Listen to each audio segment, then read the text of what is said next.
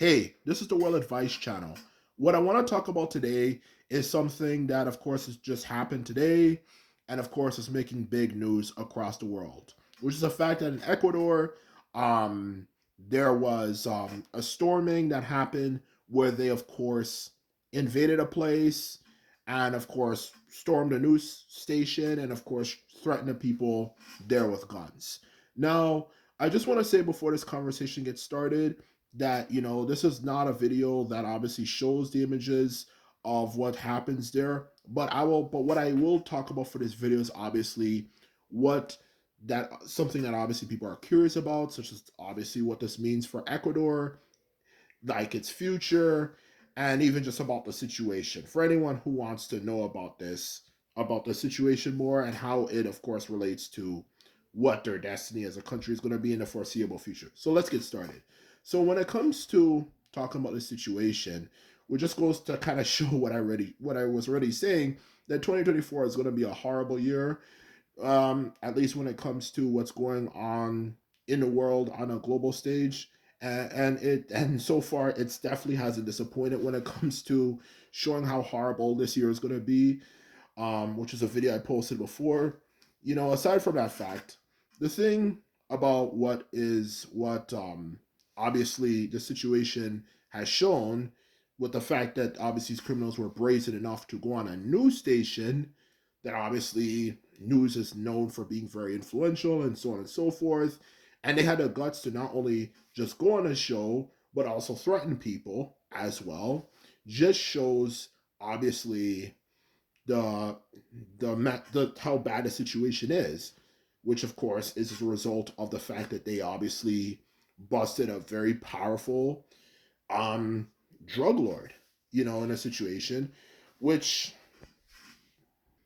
as a result just shows the state Ecuador is in, which of course it's not in a good state right now because crime for the past few years has been on a extreme increase in Ecuador compared to obviously what it was like a decade or more ago. So when it comes to answering, of course, the main question, what this means for the future of Ecuador, the truth of the matter is Ecuador in the first. So anyway, back to what I was saying before. What this obviously means for Ecuador's future is simply, at least in the foreseeable future, the next decade or even more, is that Ecuador is going to go through a lot of situations. Because one thing history has shown is that when a situation such as crime, particularly crime that is organized, like obviously what's going on in Ecuador, obviously these are big time drug dealers. It's not like no goofy American street gangs who are horribly organized.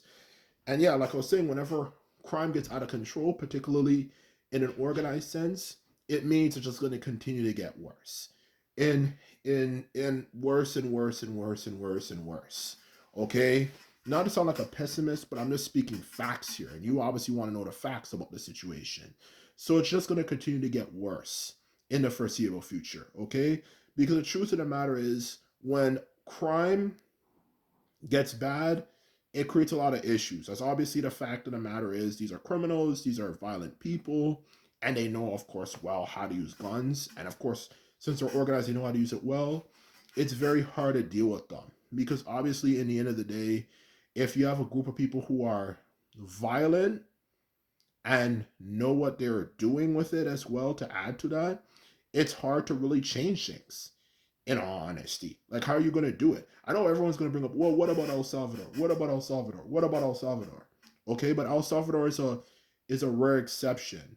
As the truth of the matter is, El Salvador, to put it bluntly, as I'm certain you're aware, the president of El Salvador, who is, let's keep it real, is doing a good job,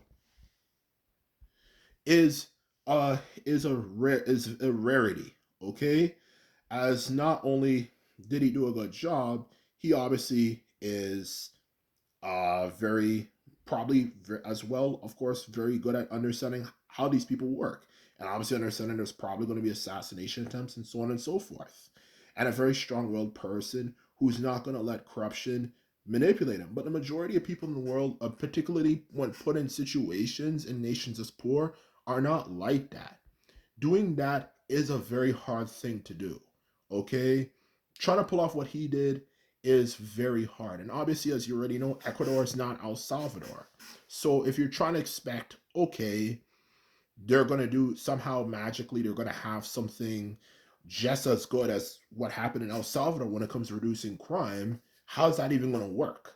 You know, when you don't, when obviously, Ecuador is not El Salvador. So if you're expecting things to get better in any foreseeable future, especially with the fact that they pretty much attacked a person who was almost going to become the next head of Ecuador, for that matter, you know, I just don't really believe it's going to change anytime soon.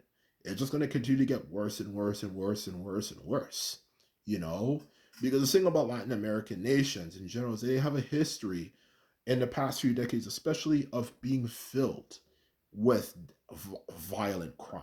Okay, and there's different reasons for that. Everything from the media to, of course, well, maybe not necessarily the media, but just poor conditions and all that type of stuff, and just different factors that play a role in it. Okay, and whenever Latin American nations tend to have these situations, when does it ever get better? In all honesty, this is in Mexico. You know, they had some strongmen come in like the late 2000s, I remember, and it just made things even worse and made violence even worse that it hasn't never truly recovered from. I don't know what his name was, but you can obviously know who he was. We just started a war against drug cartels, which made things even worse than it was before. So how's it going to be any different in Ecuador and any of these Latin American nations? You know, is Bukele naive just randomly going to try, go there and try to help them when he's struggling to even help his own nation? He's made things better, but there's a lot Ecuador needs to improve. What, he's just gonna go there? That's what I'm trying to say though. And even then, how much can he do? Even a president of El Salvador to do when obviously he's a president. Like what? Your president can only run for any nation for only 8 years. What's he gonna do? What? Be a dictator for the next few decades? So even El Salvador, you know if it's gonna get better there permanently. As when they might have a new leader, they might have a new leader for El Salvador who sucks. Same with Ecuador. You know, what are they going to do now? They don't have anyone. They might have good leaders who might run, but no one is going to take a stance as harsh as him. You know, so what? So what do you think is going to happen? Ecuador, to put it bluntly, obviously what they're going through is horrible, but it's just going to get worse. There's not going to be any magical, solution or problem. It's going to get worse in the foreseeable future, and you know, just continue to be the same old, same old. So, for anyone who just wanted to know this question, that's the answer to the question. And that's simply it for that matter. Okay? If you just wanted to know what's going to happen, just like people speculate what's the future of this nation going to be, how's 2024 going to be like, how's 2025 going to be like, and so on and so forth. You wanted a question for this video, and you got one. And that's all I have to say, pretty much. Literally. So if you want to know, you got it. And that's my video. If you like this video and like videos like this, remember to thumbs this video up and hit the subscribe button. And that's all I have to say. Hope you enjoyed my analysis. And that is it. And simply put it, later.